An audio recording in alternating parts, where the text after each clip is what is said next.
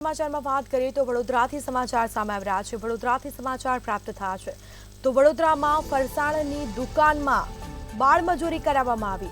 મજૂરી કરતા બાળકને મુક્ત કરાવવામાં આવ્યો છે। એન્ટી હ્યુમન ટ્રાફિકિંગ યુનિટ્સે મુક્ત કરાવ્યો છે, જેમાં બાળકને 1 મહિનાથી મજૂરી કરાવાતી હતી।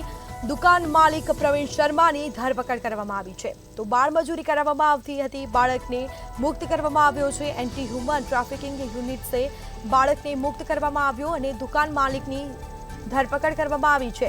દુકાન માલિક પ્રવીણ શર્માની ધરપકડ કરવામાં આવી। તો વધુ વિગતો સાથે સંવાદદાતા નિલેશ બ્રહ્મભટ્ટ ફોન લાઈન પર જોડાઈ ગયા છે। જી, સંસ્કારી નગરી વડોદરામાં બાળમજૂરીનો આ એક કિસ્સો સામે આવ્યો છે, શું માહિતી?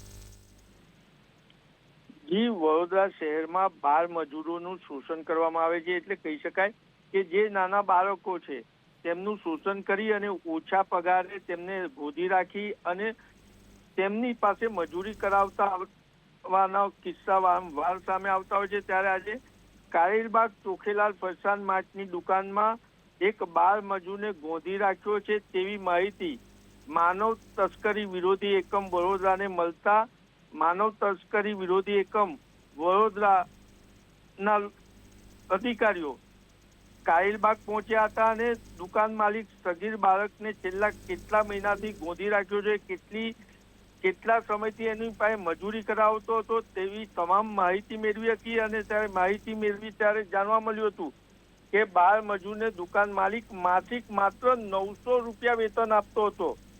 મહત્વની બાબત છે કે સરકારનો મિનિમમ જે વેજીસ છે તેના કરતા પણ ઓછું, એટલે અનેક ગણું ઓછું, માત્ર 900 રૂપિયા માસિક વેતન આપતો હતો અને સગીર બાળકનું માનસિક અને આર્થિક શોષણ કરનાર દુકાન માલિક પ્રવીણ શર્માની પોલીસ માનવ તસ્કરી વિરોધી એકમે ધરપકડ કરી છે અને તેને કુંભારવાડા પોલીસ મથકે કલમ 79 મુજબનો ગુનો નોંધી અને આગળની કાર્યવાહી આરંભી છે।